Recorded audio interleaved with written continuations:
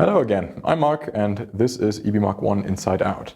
Today we'll take a look at the trajectory module, one of the most interesting modules and most unique modules for the EB Mark 1, which allows a shooter basically to improve his shooting at any given range.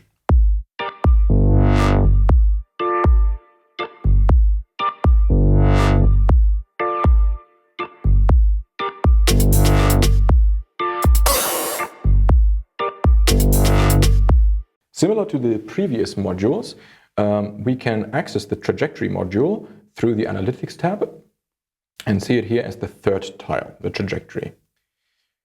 On first account, this looks very similar to the drop module, the previous one. However, there are some very significant differences. First off, we see, of course, similar to the drop module, our weapon and ammunition. And then we have a diagram of the trajectory line of the projectile.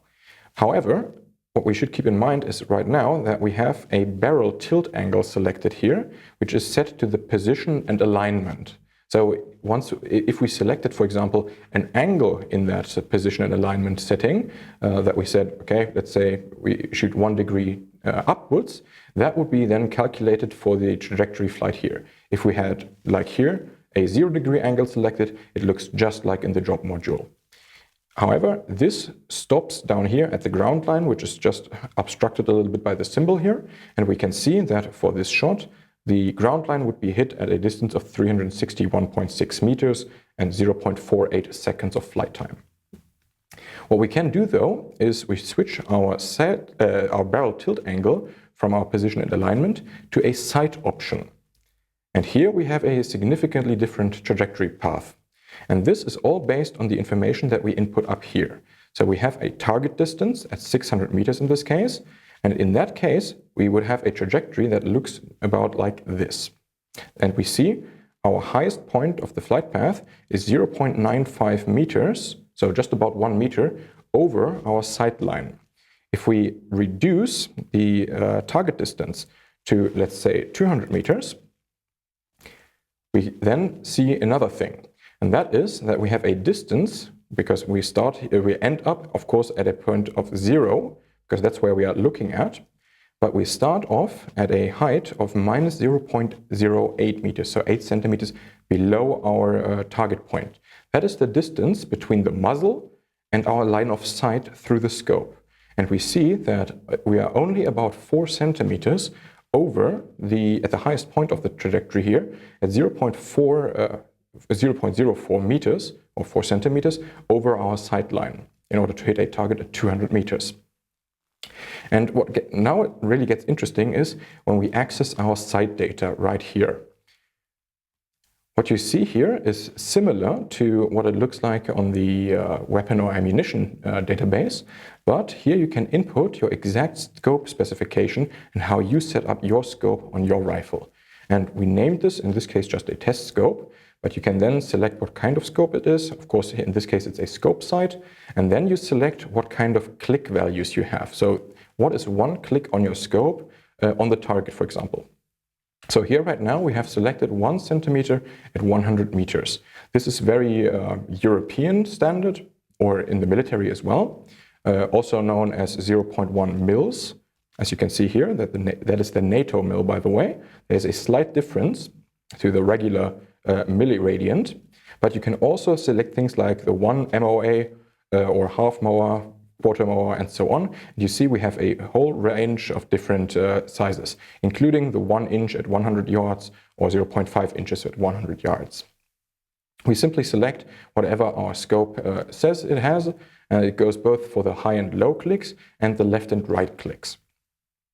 We then input our distances from our sight line, so the center of our scope, to the center of our bore, so our muzzle. And that is, in this case, it was 81 millimeters, or about 3.2 inches, and the center of our mount of the scope to the muzzle. And in that case, it was about 400 millimeters.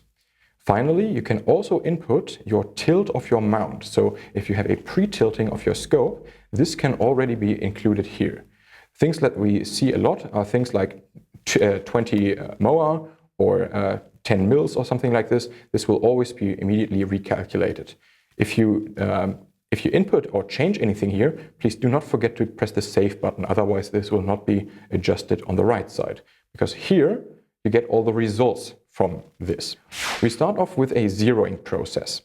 When we press the button Adjust Zero, what you can see is that we can change our zero distance, which is at the moment at 100 meters, and a zero target height. So if the target, for example, was a couple of meters above or below you because you're shooting uphill or downhill, you can input this here as well. What's now interesting is that the system indicates that we have to do 15 clicks here. But what does that actually mean? Now, there's usually some difficulty when you have a new scope that you mount on your rifle in zeroing this at a specific distance. At 100 meters or 100 yards, for example, it's very simple because basically where you point the rifle, that's where the bullet will go. You have hardly any, distance clicks there in order to do this. However, if we want to, for example, zero our rifle at 300 meters right away, without having a zero at 100 meters, things get a lot more difficult, and we see that we would have to do minus 33 clicks. But what does this actually mean? Where do these clicks start from? And this is very complicated to explain, but I'll try to help you with this here. Now, imagine you have your scope and you don't know what it's set up for.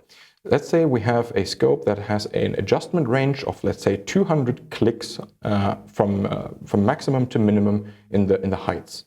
In that case, you would go all the way to the maximum, which would be plus 200, and then go 100 clicks down, so you are right in the middle. And from that position, you would have to do minus 33 clicks additionally in order to hit the target at that distance of 300 meters.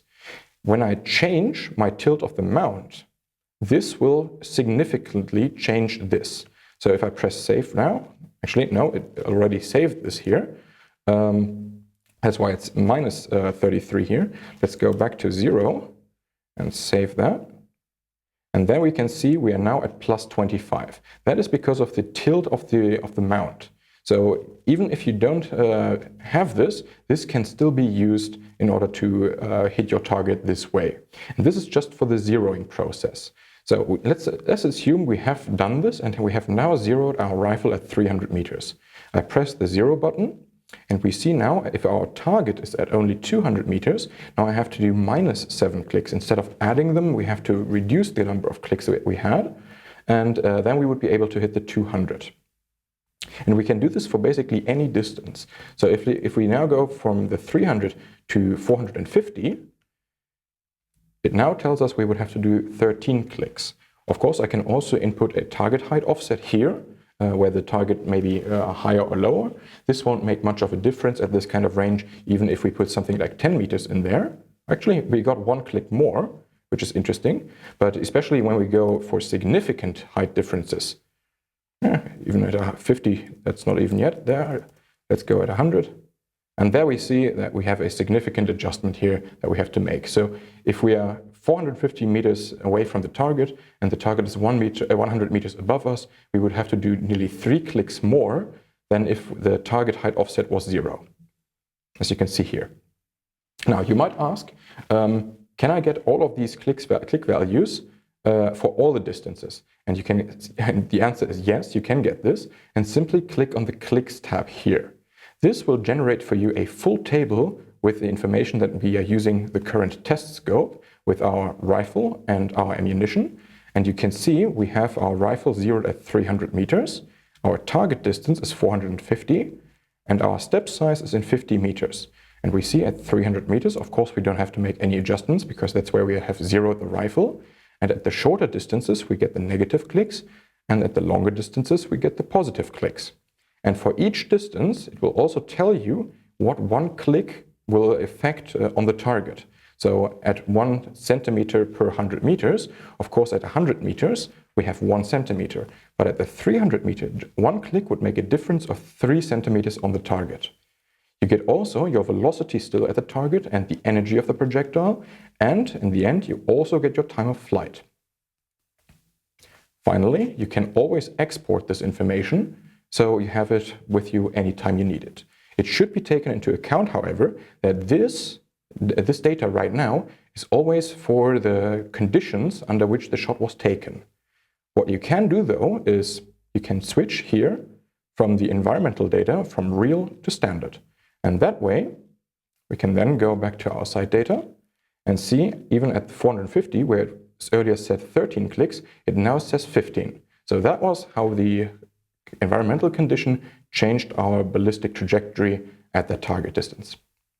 And this is how you use the site data and the trajectory module.